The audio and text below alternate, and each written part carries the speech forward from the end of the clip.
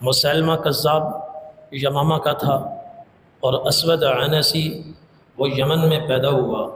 ان میں مسلمہ 17 افراد کے ساتھ ایک مرتبہ مدینہ طیبہ میں آیا۔ اس کی حضور پاک صلی اللہ علیہ وسلم سے ملاقات ہوئی اور 17 افراد کے ساتھ جب مدینہ طیبہ میں یہ آیا تو باقی 16 افراد نبی کریم صلی اللہ علیہ وسلم سے ملاقات کے لیے خود حاضر ہوئے، مگر یہ فرعون بن کر اپنے ہی گھر میں بیٹھا رہا۔ آپ صلی اللہ علیہ وسلم کو خبر ہوئی کہ یمامہ کا سردار آیا ہوا ہے۔ آپ تو متواضع تھے، منکسر المزاج تھے اور آپ ہر ایک کو دعوت دیتے تھے، تو اس لیے آپ نے حضرت ثابت بن قیس رضی اللہ عنہ کو ساتھ لیا اور اس کے گھر کی طرف آپ چل دیے جہاں وہ رہائش پذیر تھا۔ راستے میں چلتے ہوئے کھجور کی ایک چھڑی وہ آپ کو مل گئی، آپ نے وہ چھڑی بھی لے لی۔ وہاں جب پہنچے تو حضور کے آنے سے پہلے اس نے کچھ نبوت جیسی باتیں شروع کی ہوئی تھی۔ اس نے لوگوں سے کہا ہوا تھا ان جعل لی محمد الامر بعدہ تبعتہ، اگر تو محمد نے میرے متعلق یہ طے کر دیا کہ آپ کے بعد میں خلیفہ ہوں گا تو میں ان کو نبی مانوں گا اور ان کی رسالت کو قبول کروں گا، ورنہ نہیں۔ تو نبی کریم صلی اللہ علیہ وسلم حضرت ثابت بن قیس رضی اللہ عنہ کو ساتھ لے کر اس کے یہاں پہنچے، اس کو آپ نے دعوت دی تو اس نے پھر وہی باتیں کہیں۔ اس نے کہا ان شئت خلینا بینک وبین ھذا الامر ثم جعلتہ لنا بعدک، اگر آپ چاہتے ہیں کہ ہم اور میں آپ کو مان لوں تو میں یہ کر سکتا ہوں، آپ کی زندگی میں تمام تر حکومت آپ کی ہوگی اور میں آپ کی نبوت کے خلاف کوئی قدم نہیں اٹھاؤں گا، بشرطے کہ آپ یہ طے کر دیں کہ آپ کے بعد اگلا خلیفہ میں ہوں گا۔ اور جب اس نے اس طرح کی باتیں کی تو حضور کے ہاتھ میں ایک معمولی سی چھڑی تھی۔ حضور نے اس سے فرمایا تم مجھ سے نبوت کی بات کر رہے ہو، خلافت مانگ رہے ہو، وہ تو بہت بڑی چیز ہے۔ لو سألتنی هذه القطعہ هذه الجریدہ ما اعطیتک، اگر تم مجھ سے یہ کھجور کی چھوٹی سی ادنا سی چھڑی بھی مانگو گے تو میں یہ چھڑی بھی تمہیں نہیں دوں گا۔ وَلَن تَعْدُوَ أَمْرَ اللَّهِ فِيكَ، اور جتنا بھاگ سکتے ہو بھاگو، تم اللہ کے امر سے تجاوز نہیں کر سکتے، جتنی بھی سرکشی کر سکتے ہو کر کے دیکھو۔ اور وَلَئِنْ أَدْبَرْتَ لَيَعْقِرَنَّكَ اللَّهُ، اور اگر تم زیادہ سرکشی دکھاؤ گے اللہ تمہاری ٹانگیں توڑ دیں گے۔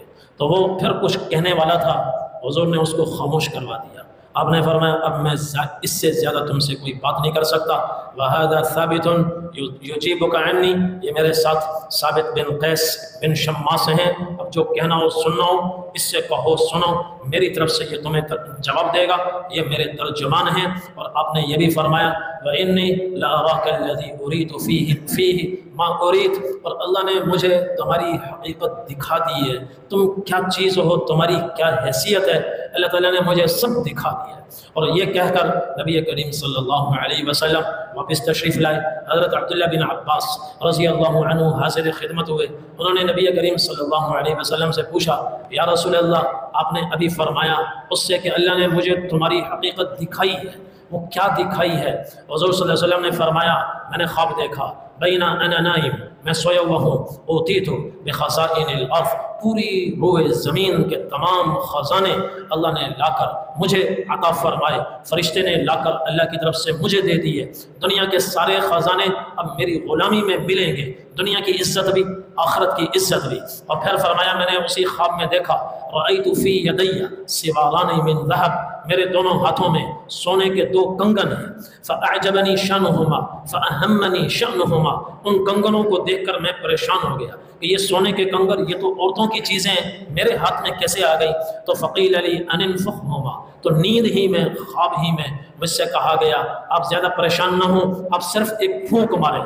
تو فنفختہما، میں نے پھونک ماری تو فطارا، وہ دونوں کنگن ہوا میں اڑ گئے، تحلیل ہو گئے اور ان کا دیکھتے ہی دیکھتے نام و نشان مٹ گیا۔